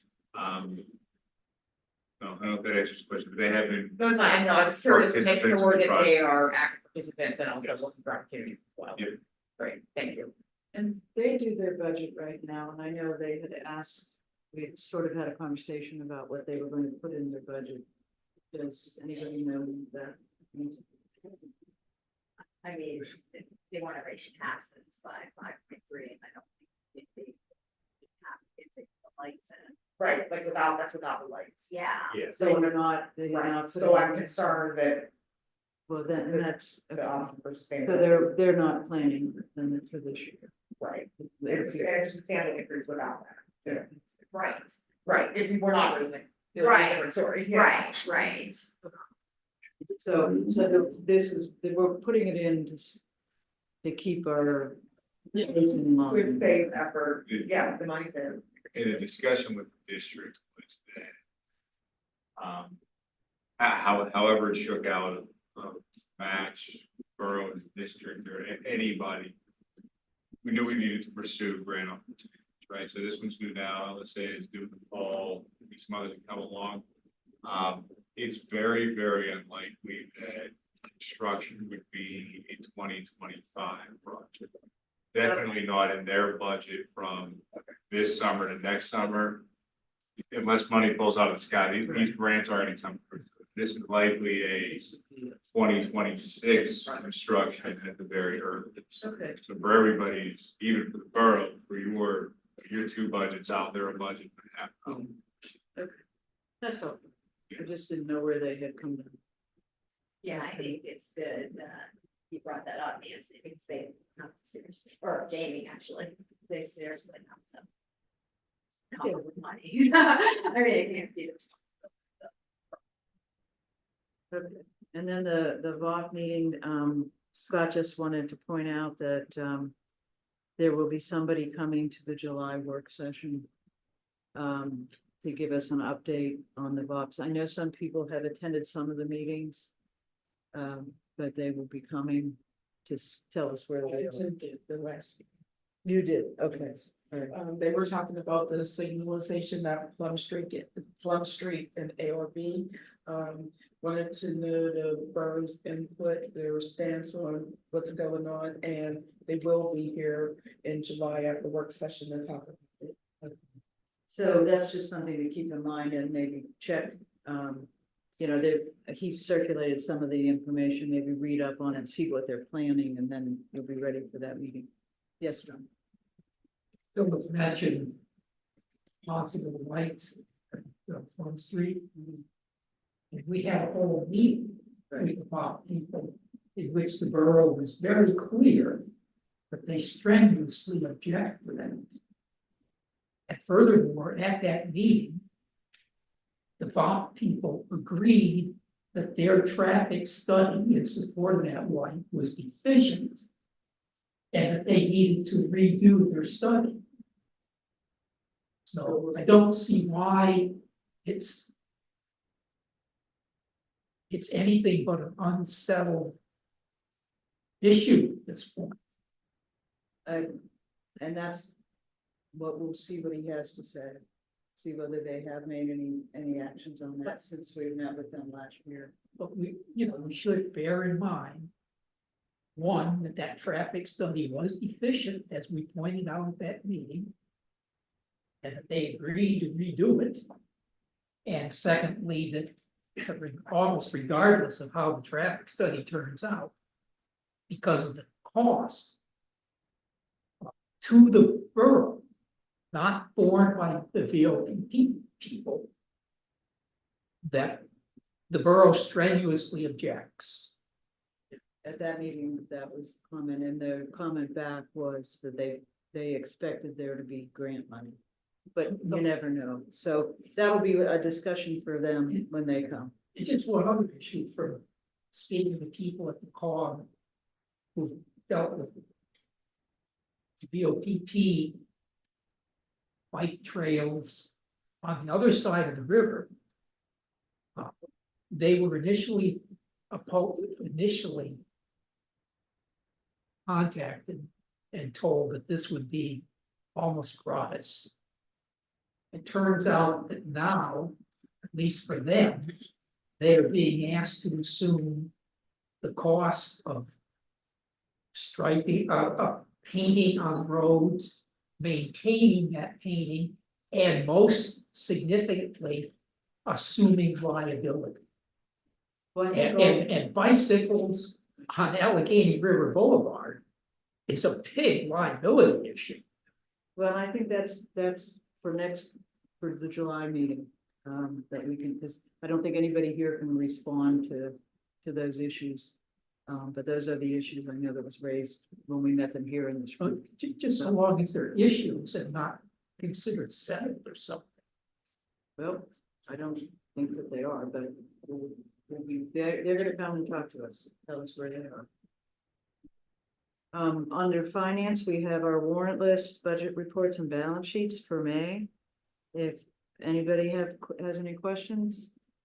No. And if you do, if something comes up, or if there's something, finance committee will be meeting next week. And if there's anything that needs to be conveyed, we will bring that up at the next meeting. The finance meeting, I don't know, it's either Wednesday or Thursday, after Scott gets back. So, okay, mayor's report. Okay, hearing the correspondence tonight from another resident on 12th Street. As I said, we had met with the manager about 3 weeks ago, yes. So we've been watching the 12th and 13th. Some days a little less and then other days back again. So if it's okay with council, I'd like to ask the manager to come and talk on July 2nd about what their remedies are or what they offer, so everybody can hear it at the same time. Because he did offer, he said he would be willing to come and speak and what they can do with these, directing these caddies to park. So listening to that letter again today, because that house and the house across the street, their driveway comes into 12th. The chief, want to talk about a sign, the 20 feet? We talked to Kate last. I think you got back to us, like, it's okay, we can bring the 30-foot marks. Street department has been trying, we will get up there, but they're very busy right now as well. So we can do that without an ordinance. If the other options is what council has considered, probably by ordinance is actually changing. And just be careful of that because. So. If they're blocking the driveway, can they tow them? If they're They're blocking a blocking driveway, somebody's most of it is, fortunately, it's tight. And we get phone calls every day, by certain people that. Too many cars in the street with that, they can't tag that as long as you're not blocking anything. I thought. 13th Street, we're looking at one, no parking here at the corner. Well, one letter did say their driveway was. If they call us, we would. Okay. This block, we tag two by the fire. Okay. There is bad parking up there, excuse that. We missed that, but the other one we're thinking of is on Summit and 13th, coming one way, because it's hard to get out of Summit for park. That's what I think we can address now, and the other thing is, like, frankly, I'm gonna throw it out, they should be able to control their employees, but that's my opinion. Right, and then their position is, well, we don't employ the cats. All right, well, I think we probably have something to do with the caddies, giving them a job. So I think it's time we're gonna bring Adam and talk to us, and because it's not gonna get any better. I don't see it being any different than it's There's not been. much more you can regulate as councils. Right. So let's hear what he has to say. I'll invite him tomorrow, July 2nd's work session. That's okay, it's me. And then you are gonna get the sign and paint down. That will the get a signature. side party coordinator, Johnson. Do you know if we, did you want to say something? Oh, do you know if we ever, I know we talked about putting those signs back to back down on Pennsylvania and ARB and Allegheny that say traffic from left doesn't stop or traffic from right doesn't stop. And then so that when you're sitting at the stop sign, you're gonna see it. That's right. I know Scott, I'm pretty sure Scott ordered. Ordered. But you're not, PennDOT was actually down there changing something, so we did, I thought I saw. there is some down there, but they did. that they're now back. PennDOT actually was down there, their group's changing stuff. Oh, okay. Never seen All that right. before. The Pennsylvania Allegheny Boulevard. Right, Yeah. because it's so confusing, people, and I just think if that sign were facing, anyway, that's okay.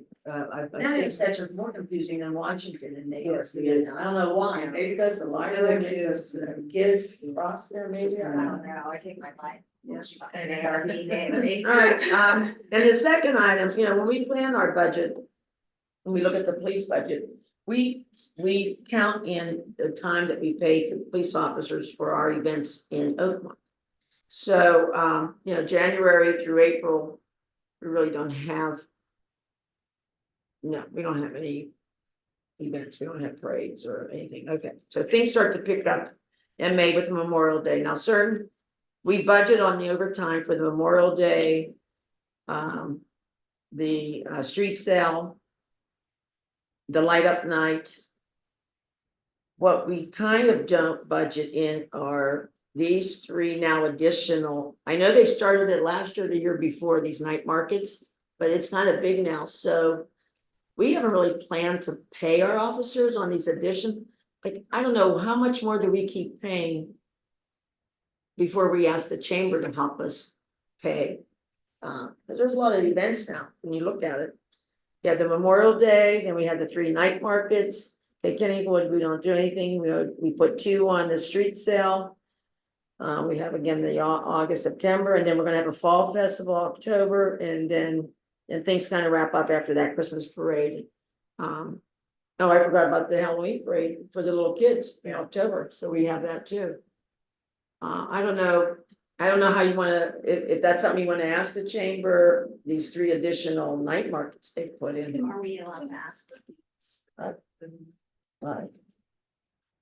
I was also, can you figure out how much you're talking about, like for the night market, is it 1 extra policeman? Well, it depends on the officer working, but just on the high end, that's 5 hours times 70, 350, and $700 a night roughly. Yeah, middle of the I think that's helpful if we have an idea of what. So it would be around 700 probably in event, depending on Then- which officers. The bigger things like the street sale, that's We also have- all community. You have call outs from the street department as well for all those Right. night markets, they Those stay are out. The night markets they do. They stay out, then they come back and I think they increased the hours, if I'm not mistaken, this year to Yeah, it's all 5:45. 5 to 9, I see, so they must starting at 4 to 9:45 for them to close up. So that was the other issue was they were out for however many, and when the street closes, then they do the cleanup, so they're there before and after. Do you know if we have ever charged for this before, or, I know we paid for the streets. I've never put any officers out Christmas before thing. because it wasn't. Now it's getting, you're getting more wineries, you're getting more, not that it's a problem, it's a very family. Right. But when you start closing all the way from Washington now to Pennsylvania on a Friday night. Yeah. I think we're just, we bring out the entire department to light up night because it was 5,000 people. Right, right. So if we have 1,000 or 2,000 or 1,500 throughout that Friday, I don't think 2 officers is unreasonable for us to request. To bring them out. But could you just work up the numbers and then we have something to sit down with? And then if they wanted an alternative to our officers, is it the municipalities? If they go straight to you, if you accept it, then if you have it, or if you don't accept it, then it'll advance to another law enforcement agency. We've never had an outside agency. But I don't, you mean, just thinking about constables and, that's totally up to council whether they want an outside agency to assume all liability for. So anything we build through the borough. So we're all covered, insurance, liability, false arrest. That's, you know, that's all, it's like what I do before. Yeah. So the sheriff's, private security. the sheriffs come down and they assist with. Yeah, the food festival, I was just gonna say, we pay the police, then we do a contract with the sheriffs.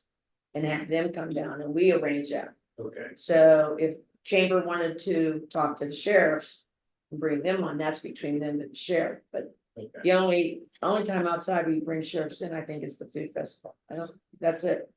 They don't come in for anything. Okay. Well, just budget wise, see, they started with the one night October fall festival. That was a couple of years ago. And then I think this is the third year maybe on night markets. I think we haven't had one more of those. I think it was two. Great. Yeah, it started off so. So we just have to keep an eye on this budget with all these events. That we're providing police coverage. Not that I want to impose on the chamber, because it's great that they do those things, but we do money wise have to look at them, yeah. John, you had a question? Okay, my question is on street closure, the chief. Yeah, that's also another. Part that gets paid too for that, so. Just something to be aware of, you know, not that we're asking any money now, we're gonna do what we need to do for them this year. It's not that budget season, let's take a look at. Okay. All right, that's all. I have one Oh, go ahead. Bear situation. Well, we were told the bear left by itself, right, Phyllis? Someone saw it going towards Pin Hills, then someone saw it, what looked like a mother bear. That was chased out of the area also, but there were, I believe there were 2 bear sightings. One early in the morning at 5:15 in the morning was the earliest sighting, and then there was another one. But I haven't gotten any calls about it. We actually got a report, and we were following up the hill that went down towards Penns. I contacted the game warden.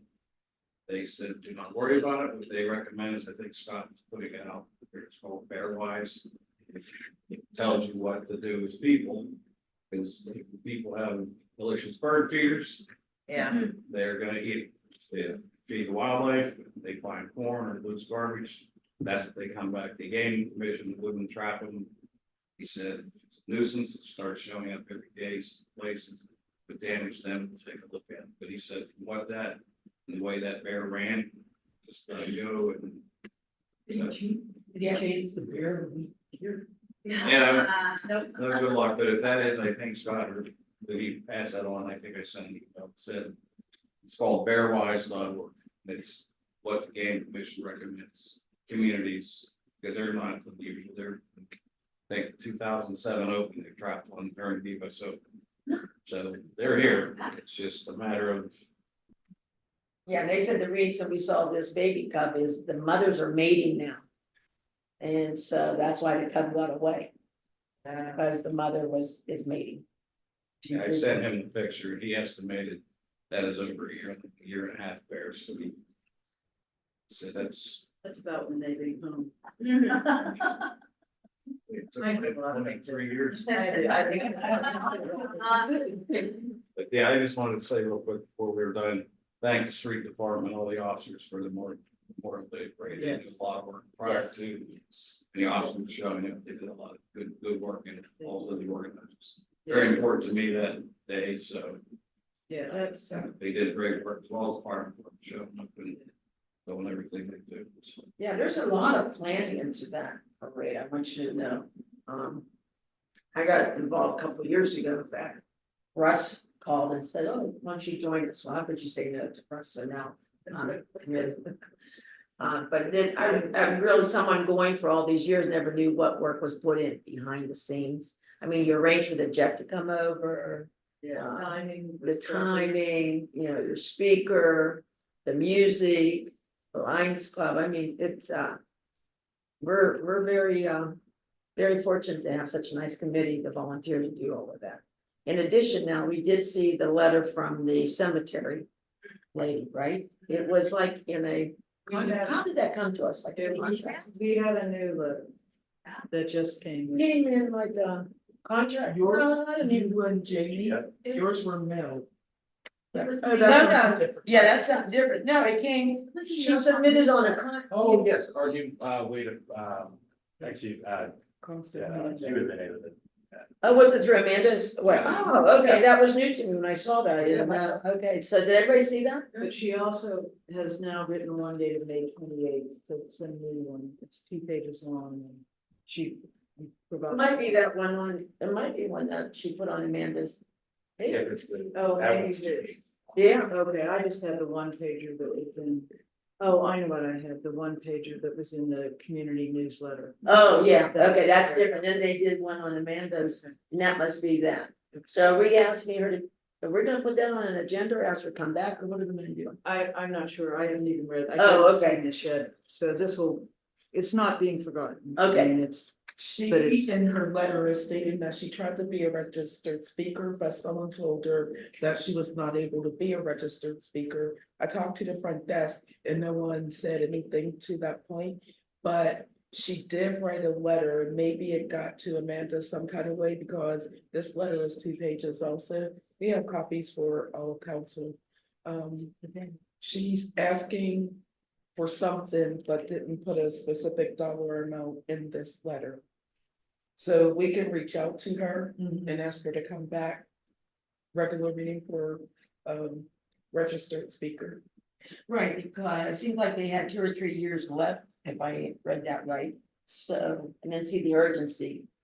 Budget season starts around September, October, so maybe we need to have her. it's, yeah, I was gonna say, I would say we wanted to talk about this when we're ready. Yeah, when we're ready, so maybe invite her. And they have started a campaign to Yes. raise funds, and Mhm. so they may also be successful at that, we Yeah. don't know yet. So maybe like a September meeting and see where we are now since they're fundraising and what's going on. Okay, all right. Okay, Sean, we're almost done. You of course are always the last one here. Plum Creek Pump Station payment. Good line there. Oh, that's Hatch. Oh, okay, all right. Unfortunately. Okay, so we have, we will be asked to approve a payment at our next meeting for 21,331 to J5 Construction, so we'll take care of that next time. Okay, so we're down to council remarks. And I have one. Actually, Phyllis has one, so talk about where this came from. And we can pass them on.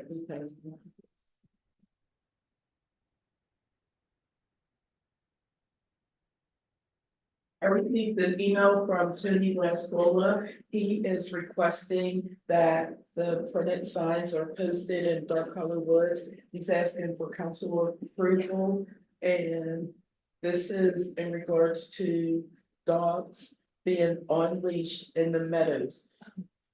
Specifically, I guess there's some issues down there, and so the 10 signs will go in the meadow area of Dark Color Woods, so he's asking for approval. I was just gonna say, that is all, if you're not familiar, that's also the area where the new walk trail, where that new paved path is going, so you also have bikes and things on this. Just in short, it's a C approval. What was brought up at the rec meeting was that was one of the things that just never got done. That it was one of those, hey, we need to put up signs, and then it fell on deaf ears, so I don't necessarily mean. It was a same thing that it might. But just. I don't think we probably need a resolution or anything like that. I think I'd like to wait till Scott gets back in case there's some thing he knows that we don't. But then other than that, I don't see any problems with this. Well, the question would be, if somebody doesn't have their dog on leash in the meadow. Right. What do you do, what do you do there? I mean, Well, there's already. yeah. You'd have to add that part to the list. to the ordinance for park poolside. Correct, we just added the other all the parks. Yeah, because that's not. Did we change the ordinance to a blanket park? So, yeah, we wanted, in order to enforce the fine, we need to have it set up. So, But isn't there an ordinance for the whole town? I mean, this is not part of Dark Hollow Woods. There is, but you've got no dogs in Riverside, which specifically states Riverside Park. right. Versus- There's none. Versus other than change ordinance in Dark Hollow, so Right. I think you could just add that. Because to my knowledge, this meadow, meadow, yeah, I don't, to my knowledge, this is not an official park. I think it's just been borough property. But I'm not, also not absolutely certain. Well, we did sit down and identify what the parks were, the Falling Spring. It's not part of Dark Hollow Woods. Oh. I'm sure. It'd be part of treats. That'll be part of Creekside. Well, it's, the Creekside is a distinct park, that we received as a gift. But that's identified as a park, Yes, that is. but you're saying that's part of Creekside, the meadow? There's no order. Well, there's Felino's business is all between the two. Yeah, but it's not a, when Creekside Park was given, it was when it was in connection with building, Edgewater properties, they had to provide this park. Part of dog problems. Somehow dogs and their walkers sort of migrate from Dark Hollow Park on Creekside and on this piece of property. But that's what I'm saying, I don't think this has a. I don't think it's delineated as a specific park. I need to put a sign in it if it works, Yeah. there's nothing else we can do. Right. Dogs are such good readers. So start with telling them not to and see how it goes. Yeah. So are you saying that you proceed with ordering? I am saying we wait to study it to that, just because you might know things I don't. One more week. But that's good, they addressed it. Okay, Amanda is not here, and, Mr. Arnold? Any additional comments? I'll just make a comment. Washington Avenue from the Upper Boulevard up. Potholes reappeared. I don't know how you ever get them under control. The street department at one time pretty much taken care of them, how they just seem to forget the dirt. I know during that race, there was quite a bit of dirt and gravel at Washington and the boulevard must have brushed down, and maybe that's what's causing those bottoms. It was torrential. Oh, it's torrential. It was almost a solid river down my road, just the center top of the river was not. So. Did you? Yeah. It was- Washington the third. Yeah, I You're bet. saying he saw it. Yeah, because it was wild coming down the hill and that's where it goes. Jamie, do you have any comments? Nothing for me. Deb, do you have any? Yes, I had a constituent ask me about property on 10th Street. The address is 669 10th Street. It seems to be an abandoned property that is in sort of mid modification, that has been in mid modification mode for a number of years. Huge number of years, Yes. huge. Yes, The and neighbors do not complain. really, There Nope. has been a history to this. There's no neighbors complain. They pay their taxes, they cut their grass. Yeah. The outside is safe and no neighbors complain. It's been like that for, I don't know, maybe 40 some years. They just doesn't live no, Uh, nobody lives there. Now, it has a story, but That's where the bear visited. yeah, The bear lives there. In the alley. no one has ever Yeah. come forward in that Interesting. area. So please share, we're very aware of it, Okay. I will share But that. they pay their taxes, maintain the cut the property. grass, and you would think the neighbors would be the ones to. Well, they had raised some questions a while back and they did improve the, The porch and the steps, right, and so it's been addressed and. Yeah. It's, yeah, so please tell that person we're very aware of them. Yeah, I will, thank you. And then excuse me, I had two other constituents approach me about traffic concerns. One person said that they are starting to see people actually stopping on the railroad tracks. Yes, I've seen it. Okay, all right, and And I don't understand how they're stopping right in the middle of the railroad track. Have well. you seen, you see that?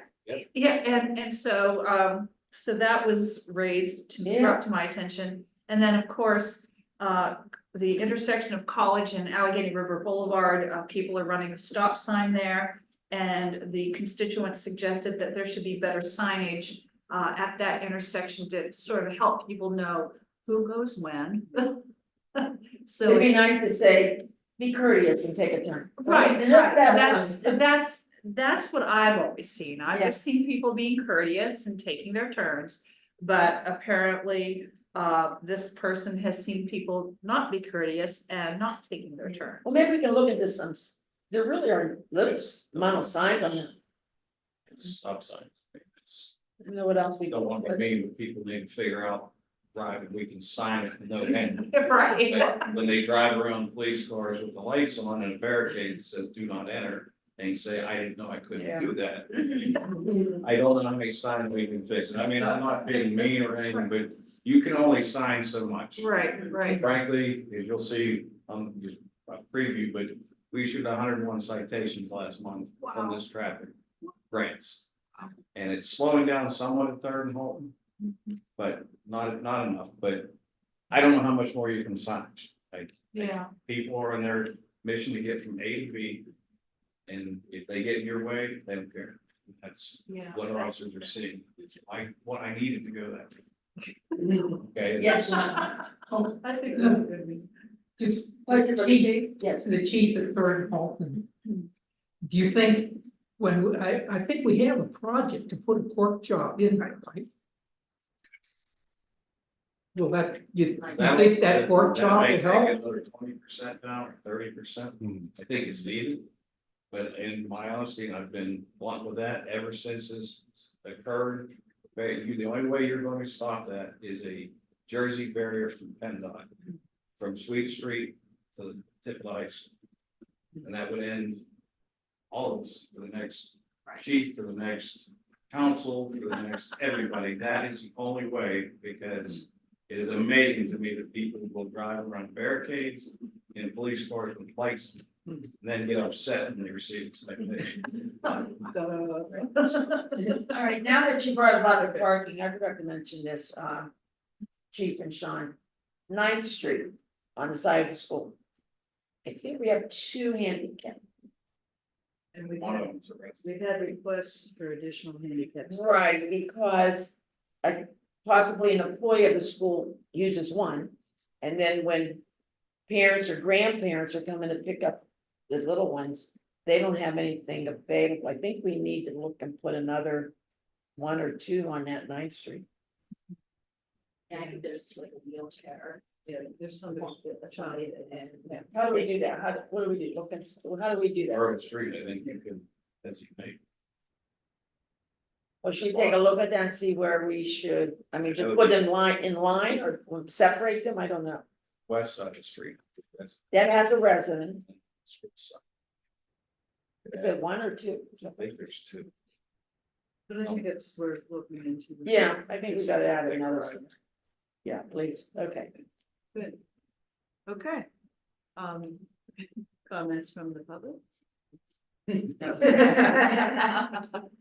I gather there are no comments this evening from the public, so I'll take a motion to adjourn the meeting. well, I just wanted to say happy pride to everybody in our borough and everybody that celebrates Oh, I didn't. We're, skip you it. missed me in Isaiah, but that's okay. I'm sorry. I was going to, I'm so used to doing it around a circle instead of alphabetically, and Yeah. this time I did it alphabetically. Yes, Ben, please, I'm sorry. That's all I want to say. Congratulations for Happy Happy Friday. Friday. Okay, Isaiah. I wanted to ask one of those questions, if the foundation parking lot and their new design submitted to the fire marshal, just for his review, I don't really. Because these drawings don't really tell how far away from the street to the building is, but it looks like it might be just enough that our truck doesn't reach, just or at least. From inside the parking lot, Oh, no, I mean, from. I'm sorry.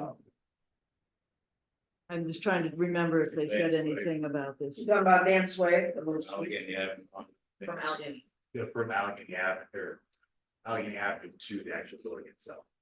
Oh. Where they're building the. Like it's the- Oh, Yeah. the depth of the park of Yeah, that. if they can just provide some more details, just so that, they can see the plan.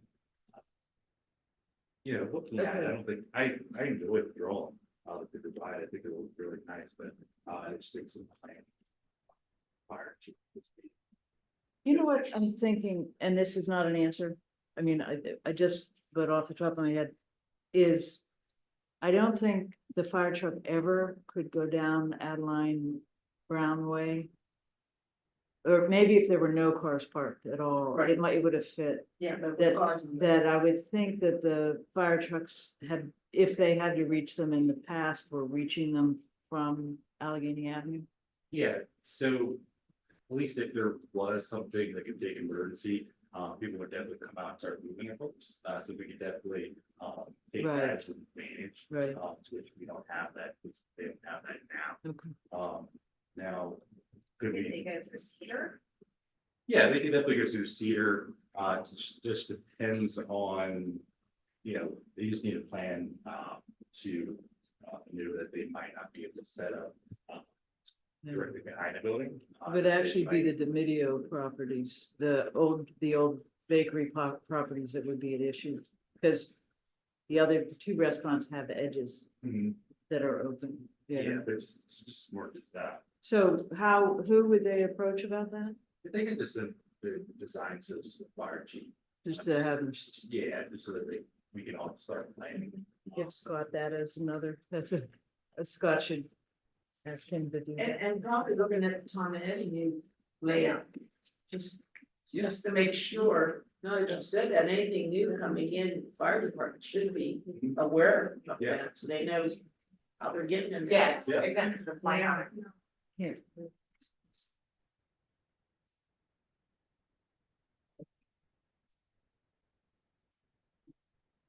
I was just asking what the normal, what is normal, and What is- say what you're saying. Just under like a land development, you're gonna have some review, cause then you're triggering like the fire code, you know what I mean, and like. Oh, okay. We just haven't gotten there. yet.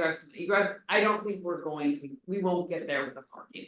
Oh, okay. So it doesn't hit that procedural step when we're looking through, like, when would that end up in front of. For a development, it would, but I don't know that But it's it's a great triggered idea. under, but there's. Even though we're not required to, there's no reason to not encourage them to, right, especially, that makes a lot of sense. And we have 2 weeks, between now and when we vote on the preliminary. Right, and it could also just be opening up that conversation without an answer for either. Thanks. Anything else? Now that I did try to. I skipped you last week because you were on the week, when you were screen, you were on, I was like, oh, we're done. So, okay, I do apologize. Okay, now I would be happy to take a motion to. So I was second. Jen, Isaiah moved and Jen seconded. Chelsea. Okay, we're going to adjourn to executive session. Yeah, just. We're gonna have a really short executive session. Yeah.